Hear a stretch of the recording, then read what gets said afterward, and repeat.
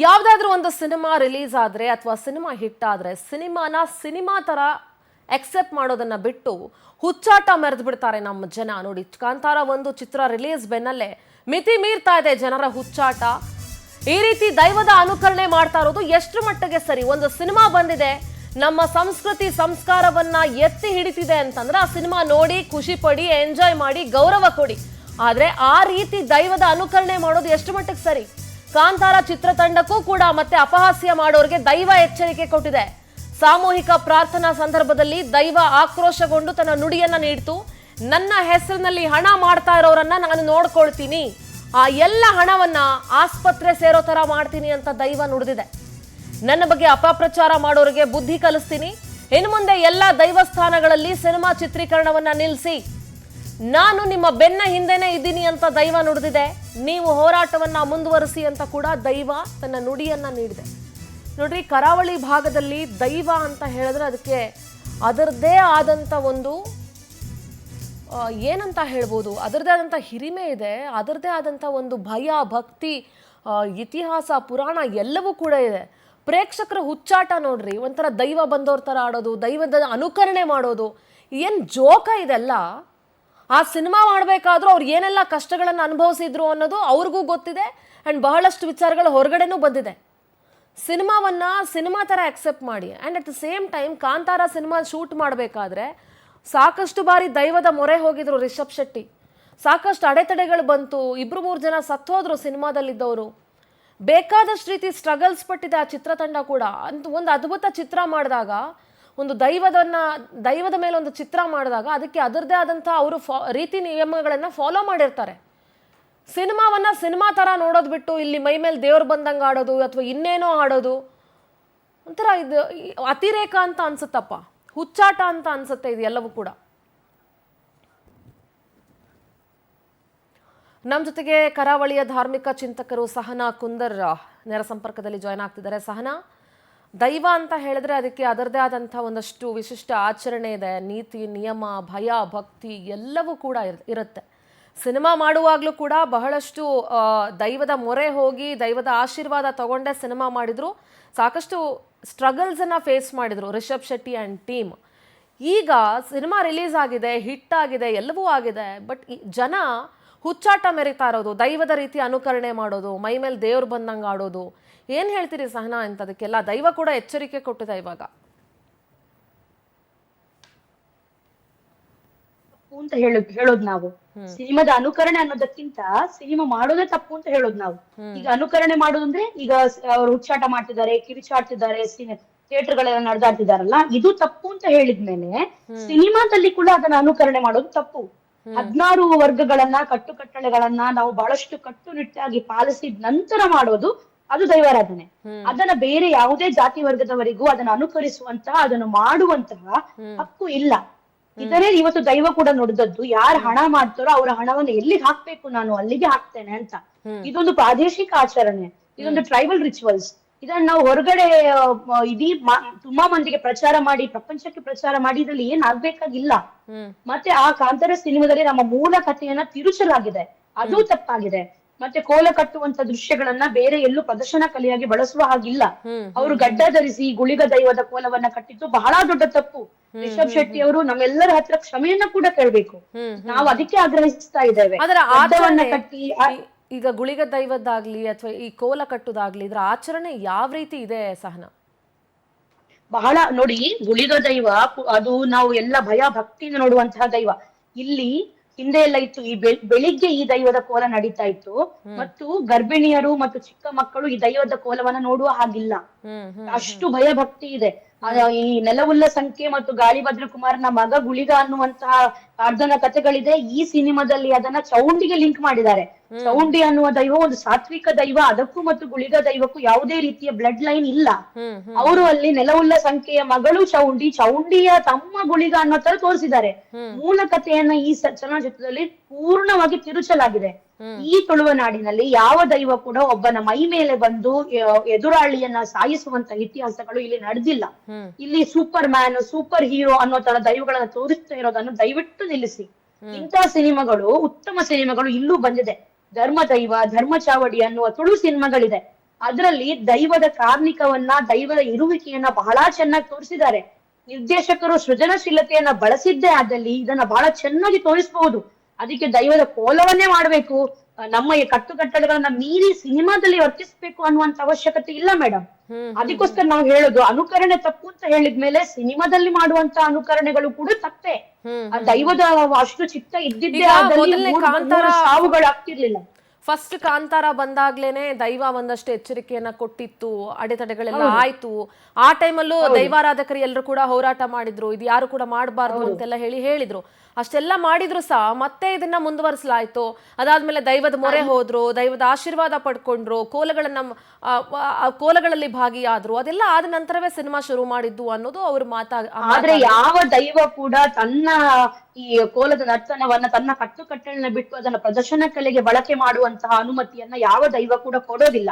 ಇಲ್ಲಿ ನಾವು ದೈವಗಳು ನಮ್ಮ ಉದ್ಯಮಕ್ಕೋ ನಮ್ಮ ಒಳ್ಳೆತನಕ್ಕೋ ನಾವು ದೈವಗಳ ಹತ್ರ ನಾವು ಬೇಡಿ ಅದರ ಅನುಗ್ರಹ ಪಡ್ಕೊಳ್ತೇವೆ ವಿನಃ ನಿನ್ನನ್ನ ನಾನು ವ್ಯಾಪಾರೀಕರಣಕ್ಕೆ ಬಳಸ್ತೇನೆ ಅಂದಾಗ ಒಂದು ದೈವ ಅದಕ್ಕೆ ಅನುಮತಿಯನ್ನ ಕೊಡುವ ಹಾಗಿಲ್ಲ. ನಮಗದು ಎಲ್ಲಿ ನಡೆದಿದೆ ಏನು ನಮ್ಗೆ ನಿಜಕ್ಕೂ ಅದರ ಮಾಹಿತಿ ಇಲ್ಲ.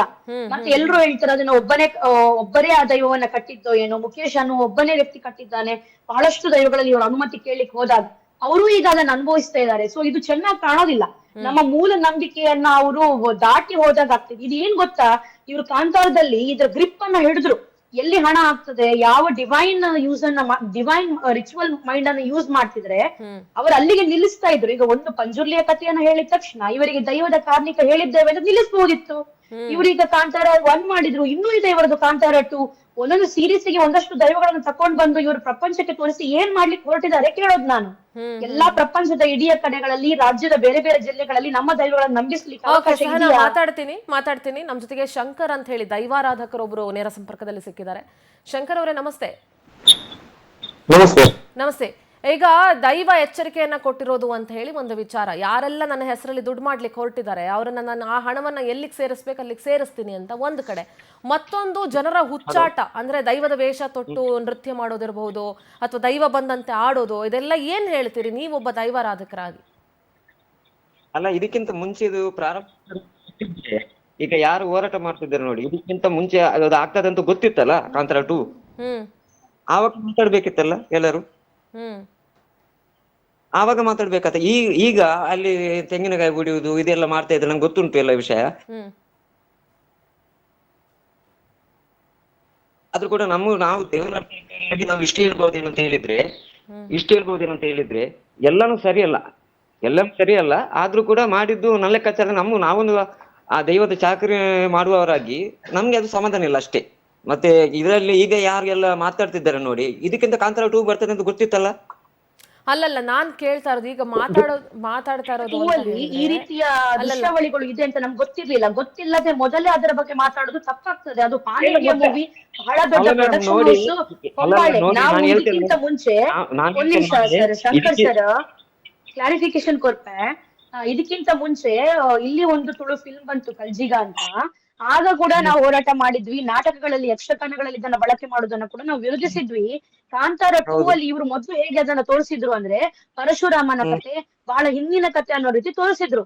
ಇದರಲ್ಲಿ ನನ್ನ ಒಬ್ಬ ಆತ್ಮೀಯ ಗೆಳೆಯ ರಾಕೇಶ್ ಪೂಜಾರಿ ಕೂಡ ನಟಿಸಿದ್ದಾನೆ. ನಾನು ಈಗ ಅವನಿಲ್ಲ, ನಾನು ಅವನ ಹತ್ರ ಕೂಡ ಮಾತಾಡಿದ್ದೆ ಒಂದು ಬಾರಿ. ನನ್ನ ಹತ್ರ ಆ ಚಾಟ್ ಕೂಡ ಇದೆ. ರಾಕೇಶ ನಿಕ್ಲೆಗ ದಾಲ ಗೊತ್ತುಂಡಾ, ನೆಟ್ಟ ದೈವದ ದಾಲ ಉಂಡಾ, ಇದ್ರಲ್ಲಿ ಏನಾದ್ರು ಇದೆಯಾ ಅಂತ ಕೇಳಿದ್ದೆ. ನಮ್ಮ ಪಾರ್ಟಿನ ಕಥೆಯನ್ನ ಮಾತ್ರ ನಮ್ಗೆ ಹೇಳ್ತಿದ್ದಾರೆ. ಪೂರ್ಣವಾದ ಕಥೆಯನ್ನ ಯಾರಿಗೂ ಹೇಳ್ತಾ ಇಲ್ಲ. ಸರಿಯಾಗಿ ನೋಡ್ಲಿಕ್ಕೆ ಹೋದ್ರೆ ನಟಿಗೂ ಆ ವಿಷಯ ಗೊತ್ತಿಲ್ಲ ಅಂತ ಹೇಳಿದ್ರು. ಒಂದು ವೇಳೆ ಇದ್ರಲ್ಲಿ ದೈವ ನರ್ತನ ವಿಷಯ ಇದೆ ಅಂತ ನಮ್ಗೆ ಗೊತ್ತಿದ್ದಿದ್ರೆ 100% ನಾವು ಇದಕ್ಕಿಂತ ಮುಂಚೆ ಕೂಡ ಖಂಡಿಸ್ತಿದ್ವಿ. ಇದ್ರಲ್ಲಿ ಯಾರಿಗೂ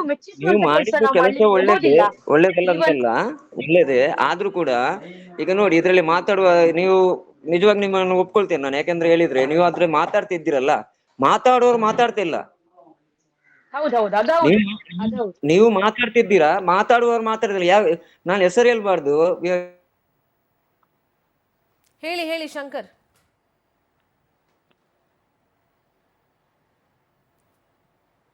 ಕೇಳಿಸ್ತಾ ಇದೆಯಾ? ಯಾರು ಮಾತಾಡ್ತಿಲ್ಲ. ಈಗ ಅದಕ್ಕೆ ಏನಾದ್ರು ಸೊಲ್ಯೂಷನ್ ಕೊಡ್ಬೋದು ಅಷ್ಟೇ.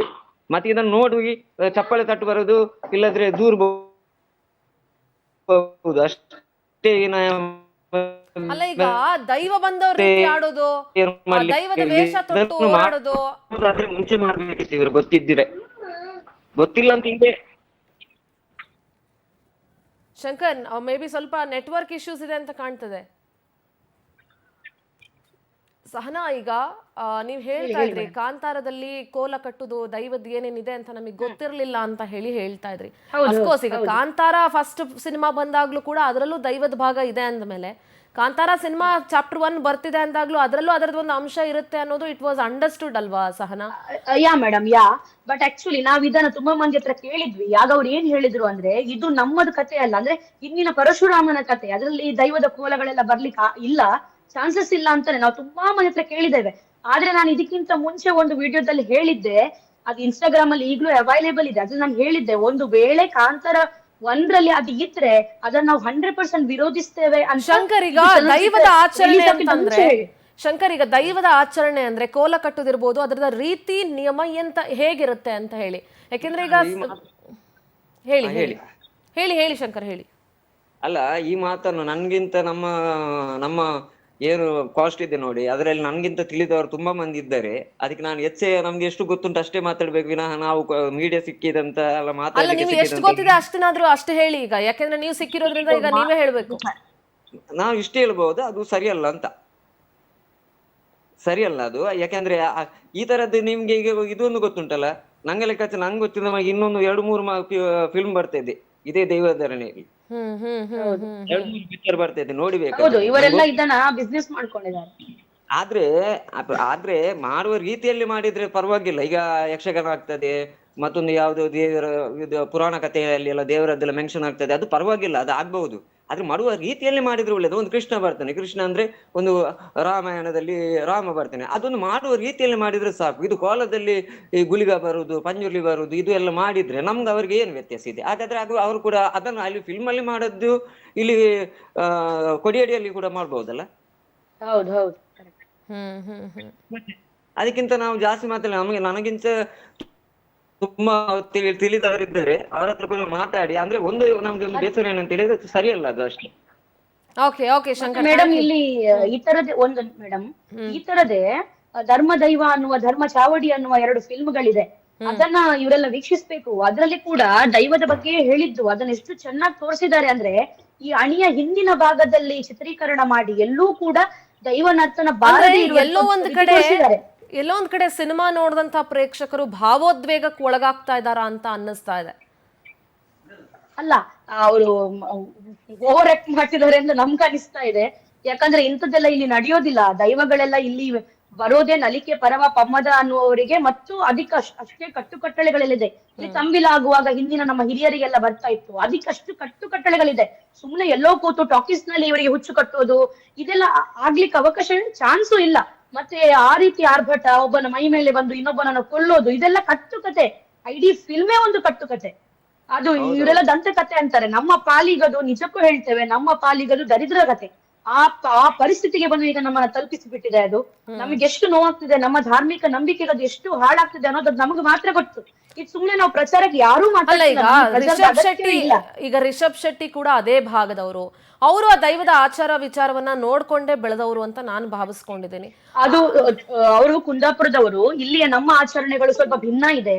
ಅವರು ಅದು ತುಳುನಾಡೆ ಅಲ್ಲ ಅಂತ ಹೇಳೋದಿಲ್ಲ, ನಮ್ಮ ಭಾಗವೇ ಬೀಳ್ತದೆ. ಬಟ್ ಅವರು ಅಪ್ಪಟವಾಗಿ ಕುಂದ ಕನ್ನಡವನ್ನ ಅಲ್ಲಿ ಮಾತಾಡ್ತಾರೆ. ಈ ಕಡೆ ನಾವು ತುಳು ಮಾತಾಡ್ತೇವೆ. ಅವರ ದೈವಾರಾಧನೆಗಳಲ್ಲಿ ಅವರು ಚಿಕ್ಕು ಅನ್ನುವ ಒಂದು ದೈವ, ಆ ತರದ ದೈವಗಳನ್ನು ನಂಬುವವರು. ಇಲ್ಲಿ ಅದು ಪೂರ್ಣ ಈ ಮಣ್ಣಿಗೆ ಸಂಬಂಧಿಸಿದಂತ ಕೆಲವು ದೈವಗಳಿದೆ. ಸೊ ಇಲ್ಲೆಲ್ಲ ಈ ಗಡ್ಡ ಕಟ್ಕೊಂಡು ಕೋಲಕ್ಕೆ ಇದ್ ಮಾಡೋದು ಅದೆಲ್ಲ ಇಲ್ಲ. ಆ ಕುಳಿಗದಲ್ಲಿ ಅವರು ಅದು ಮಾಡಿದ್ದಾರೆ. ಸೊ ಗಡ್ಡ ಇದ್ದು ಗುಳಿಗ ಇರ್ಲಿಕ್ಕೆ ಸಾಧ್ಯ ಇಲ್ಲ ಅಂತ ನೀವು ಹೇಳಿ. ಗುಳಿಗ ಅಂತ ಅಲ್ಲ, ಯಾವ ದೈವಗಳಿಗೂ ಗಡ್ಡ ಇಟ್ಟು ಅರದಲ ಅಂತ ಹೇಳ್ತೇವೆ ನಾವು ನಮ್ಮ ಭಾಷೆ. ನಾವು ಬಣ್ಣ ಹಚ್ಚೋದಲ್ಲ, ಅದು ಅರದಲ ಅನ್ನುವ ತುಳುವಲ್ಲಿ ಒಂದು ಶಬ್ದ ಇದೆ. ಆ ಅರದಲ ಹಚ್ಚಲಿಕ್ಕೆ ಇವರಿದ್ದಾರೆ, ಈಗ ದೈವ ನರ್ತಕರಿದ್ದಾರೆ, ನೀವು ಕೇಳ್ಬೋದು ಅವ್ರ ಹತ್ರ. ನನಗೂ ಗೊತ್ತಿರುವ ಪ್ರಕಾರ ಗಡ್ಡಗಳನ್ನೆಲ್ಲ ಇಟ್ಕೊಂಡು ಶುದ್ಧ ಇಲ್ಲದೆ ಈ ಆಚರಣೆಗಳನ್ನ ಮಾಡ್ಲಿಕ್ಕಿಲ್ಲ. ಮತ್ತೆ ನಾವು ವೆಜ್ ಕೂತಿದ್ದೇವೆ, ನಾವು ವೃತ್ತದಲ್ಲಿದ್ದೇವೆ ಅಂತ ಹೇಳಿದ್ರೆ ಆ ಜನಾಂಗಕ್ಕೆ, ನಲಿಕೆ ಪರವ ಪಮ್ಮದ ಪಾಣರ ಅನ್ನುವ ಜನಾಂಗಗಳಿಗೆ ಬಿಟ್ಟು ಬೇರೆ ಜನಾಂಗದವರಿಗೆ ಈ ಕಾಂತಾರದಲ್ಲಿ ಅವರು ಬಳಸಿದಂತಹ ನೈಜ ಗಗ್ಗರ ಇದೆಯಲ್ಲ, ಒಬ್ಬ ತೃಣ ಮಾತ್ರಕ್ಕೆ ಸಮಾನದ ಮನುಷ್ಯನಿಗೆ ಆ ಗಗ್ಗರವನ್ನ ಅಲುಗಾಡಿಸುವ ಹಕ್ಕಿಲ್ಲ. ಗಗ್ಗರ ಅಲುಗಾಡಿಸೋದು ದೈವ. ಅದು ದೈವ ಮೈ ಮೇಲೆ ಬಂದಾಗ ಆ ಮನುಷ್ಯ ಅಲ್ಗಾಡಿಸ್ತಾನೆ ಬಿಟ್ರೆ ಮನುಷ್ಯನಿಗೆ ಅಲ್ಗಾಡಿಸುವಂತ ಹಕ್ಕಿಲ್ಲ. ಆ ಗಗ್ಗರವನ್ನ ಇವರು ಬಂಟ ಸಮುದಾಯಕ್ಕೆ ಸಂಬಂಧಪಟ್ಟವರು ಹೇಗೆ ಇದು ನಾವು ಜಾತಿಯನ್ನು ತರೋದಲ್ಲ ಇಲ್ಲಿ, ಆದ್ರೆ ದೈವಾರಾಧನೆಯ ಕಟ್ಟುಕಟ್ಟಳೆ ಜಾತಿಗೆ ಸಂಬಂಧಿಸಿದ್ದು. ಇದೊಂದು ವಿಶೇಷ ಆಚರಣೆ ಇಲ್ಲಿ 16 ಜಾತಿ ವರ್ಗದವರು ಕೂಡಿ ಮಾಡುವಂತ ಆಚರಣೆ ಇದು. ಏನ್ ಹೇಳ್ತೀರಿ ಶಂಕರ್ ಈ ವಿಚಾರವಾಗಿ? ಯಾಕೆಂದ್ರೆ ಆಚರಣೆಯ ವಿಚಾರವಾಗಿ ಅಂತ ಬಂದಾಗ ನೀವೇ ತಿಳಿಸ್ಕೊಡ್ಬೇಕು ಇವಾಗ. ಈಗ ಒಂದು ಮಾತು ಹೇಳ್ಬೋದು, ಏನಂತ ಹೇಳಿದ್ರೆ, ಯಾರಾದ್ರೂ ಒಬ್ಬರು ತುಳುನಾಡು ಭಾಗದಲ್ಲಿ ದೈವದ ಪರವಾಗಿ ಯಾರಾದ್ರೂ ಮಾತಾಡ್ತಾ ಇದ್ದಾರಲ್ಲ, ಅದು ತುಂಬಾ ಸಂತೋಷ, ತುಂಬಾ ಸಂತೋಷ. ಮಾತಾಡುವವರು ಮಾತಾಡ್ತಿಲ್ಲಲ್ಲ, ಅದು ತುಂಬಾ ದುಃಖ ಅಷ್ಟೇ, ಮತ್ತೆ ಏನಿಲ್ಲ. ಅವ್ರು ಹೇಳೋದು, ಅವ್ರು ಎಕ್ಸ್ಪೆಕ್ಟ್ ಮಾಡ್ತಿದ್ದಾರೆ ದೈವ ಚಾಕ್ರಿ ಮಾಡುವವರು, ದೈವ ನರ್ತಕರು ಮಾತಾಡ್ಬೇಕು ಅಂತ. ನಮ್ಮ ಈ 4 ಜನ ನಾನು ಏನ್ ಮೆನ್ಷನ್ ಮಾಡಿದೆ, ಆಕ್ಚುಲಿ ಅವ್ರು ತುಂಬಾ ಮುಗ್ಧರು. ಅವರಿಗೆ ಇತ್ತೀಚೆಗೆ ಅವರು ಸ್ವಲ್ಪ ಮುಂದೆ ಬಂದರು. ಅಲ್ಲಲ್ಲ, ಮಾತಾಡುವವರು ಈಗ ಮಾತಾಡ್ತಾ ಇದ್ದೀರಲ್ಲ, ಇವರಲ್ಲ, ಕೆಲವು ಇದ್ದಾರೆ, ಇನ್ನು ಕೂಡ ಬರ್ತದೆ ನೋಡಿ. ಅವಾಗ ಈಗ ಎಲ್ಲರೂ ಬರ್ತಾರೆ, ಅದಕ್ಕೆ ಆ ತರ ಮಾಡ್ಬೇಕು, ಈ ತರ ಮಾಡ್ಬೇಕಂದ್ರೆ ಯಾವ್ಯಾವ ಒಂದು, ಈಗ ಪ್ರತಿಯೊಂದು ವಿಧಾನಕ್ಕೂ ಒಂದೊಂದು ಸ್ಥಾನಮಾನ ಇದೆ. ಅದ್ರಲ್ಲಿ ಈಗ ಯಾವುದೇ ತಗೊಳ್ಳಿ, ಬೇಕಾದ್ರೆ ಒಂದು ಪಕ್ಷ ಇರಬಹುದು, ಯಾವುದೇ ತಗೊಳ್ಳಿ, ಅದ್ರಲ್ಲಿ ಒಂದು ಸಿದ್ಧಾಂತ ಅಂತ ಇರ್ತದೆ. ಈಗ ಆ ಪದ್ಧತಿಯವರು ಪಾಲಿಸುವವರು ಎಲ್ಲಿದ್ದಾರೆ? ಯಾರು ಮಾತಾಡ್ಬೇಕೈತೆ? ಈಗ ಇವ್ರ ಹೆಸರು ಗೊತ್ತಿಲ್ಲ, ಈ ಹುಡುಗಿ ಮಾತಾಡ್ತಾ ಇದ್ದಾರೆ, ಮತ್ತೊಬ್ರು ನಾನು 2-3 ಜನ ಅವರೆಲ್ಲ ಮಾತಾಡ್ತಾ ಇದ್ದಾರೆ. ತುಂಬಾ ಸಂತೋಷ, ನಮ್ಗೆ ಖುಷಿ ಆಗ್ತದೆ, ನಮ್ಗೆ ಕೂಡ ದೇವರು ಒಳ್ಳೇದ್ ಮಾಡ್ಲಿ ಅವರಿಗೆ. ಆದ್ರೂ ಕೂಡ ಮಾತಾಡೋರು ಎಲ್ಲಿದ್ದಾರೆ? ಅಲ್ಲ, ಈ ಹಿಂದೆ ದೈವಾರಾಧಕರು ಬಹಳಷ್ಟು ಜನ ಸೇರಿ ಧ್ವನಿ ಎತ್ತಿದ್ರಲ್ವಾ, ಬೇಡ, ಮಾಡೋದು ಬೇಡ, ಇದನ್ನ ದೈವದ ಹೆಸರಲ್ಲಿ ದುಡ್ಡು ಮಾಡೋದಾಗಿರ್ಲಿ ಅಥವಾ ದೈವವನ್ನ ಎಲ್ಲರ ಮುಂದೆ ಈ ತರ ಪ್ರದರ್ಶನ ಮಾಡೋದಾಗ್ಲಿ ಮಾಡೋದು ಬೇಡ ಅಂತ ಬಹಳ ಜನ ಹೋರಾಟ ಮಾಡಿದ್ರು. ಅದಾದ್ರೂ ಕೂಡ ಚಿತ್ರ ಏನು ನಿಲ್ಲಿಲ್ಲ. ಚಿತ್ರ ಮುಗ್ದಿದೆ, ರಿಲೀಸ್ ಆಗಿದೆ, ಸಾಕಷ್ಟು ಅಡೆತಡೆಗಳು ಬಂದ್ರೂ ಕೂಡ ಎಲ್ಲವನ್ನ ಮೀರಿ ಚಿತ್ರವನ್ನ ರಿಲೀಸ್ ಮಾಡಿ ಆಗಿದೆ ಇವಾಗ. ಸರಿ, ಈಗ ಮಾತಾಡಿದ್ರೆ ಈಗ ಇದು 2-3-4 ಈ ತರ ಸೀರೀಸ್ಗಳು ಮುಂದೆ ಹೋಗ್ತಾ ಇರ್ತದೆ. ಈಗ ದೈವ ನುಡಿ ಕೊಟ್ಟಿದಲ್ಲ ಇವತ್ತಿನ ನಮಗೆ ಇನ್ನೂ ಬಲ ಬಂದಿದೆ ತುಳುವರಿಗೆ. ನೋಡುವ, ನಾವು ಕಾದು ನೋಡ್ತೇವೆ. ಮಾಯದ ಪೆಟ್ಟು ಅಂತ ಒಂದಿದೆ ದೈವದ್ದು, ಅದಕ್ಕೂ ಮೀರಿ ಮನುಷ್ಯನಿಲ್ಲ. ನಾವೆಲ್ಲ ಚರ್ಮದಿಟ್ಟಿಯವರು, ನಾವು ಚರ್ಮವನ್ನ ಹಿಡ್ಕೊಂಡಂತಹ ತೃಣಮಾತ್ರಕ್ಕೆ ಸಮಾನರಾದ ಮನುಷ್ಯರು. ಮಾಯ ಚಿತ್ತ ಇದೆ ದೈವದ್ದು, ನಾವು ಅದನ್ನ ನಂಬಿ ಬದುಕಿದವರು. ನೋಡೋಣ, ನಾವು ಕಾಯ್ತಾ ಇದ್ದೇವೆ. ಯಾರು ರಿಷಬ್ ಶೆಟ್ಟಿ ಕೂಡ ತಿಳಿಯದೇ ಇಲ್ಲದವರಲ್ಲ, ಅವ್ರಿಗೂ ಕೂಡ ತಿಳಿದಿದೆ ದೇವರದ್ದು ಎಲ್ಲ, ಅವರಿಗೂ ಆಚರಣೆ ಪದ್ಧತಿ ಎಲ್ಲ ಗೊತ್ತುಂಟು ಅವರಿಗೆ, ಇಲ್ಲ ಅಂತಲ್ಲ. ಮಾಡಿದ್ದು ಸರಿ ತಪ್ಪ ಅಂತ ಅವರ ಹತ್ರ ಕೇಳ್ಬೇಕಷ್ಟೇ. Okay, all right, thank you so much. ಧನ್ಯವಾದ ಇಬ್ರಿಗೂ, ಥ್ಯಾಂಕ್ ಯು ಪವರ್ ಟಿವಿ ಜೊತೆ ಮಾತನಾಡಿದಕ್ಕೆ.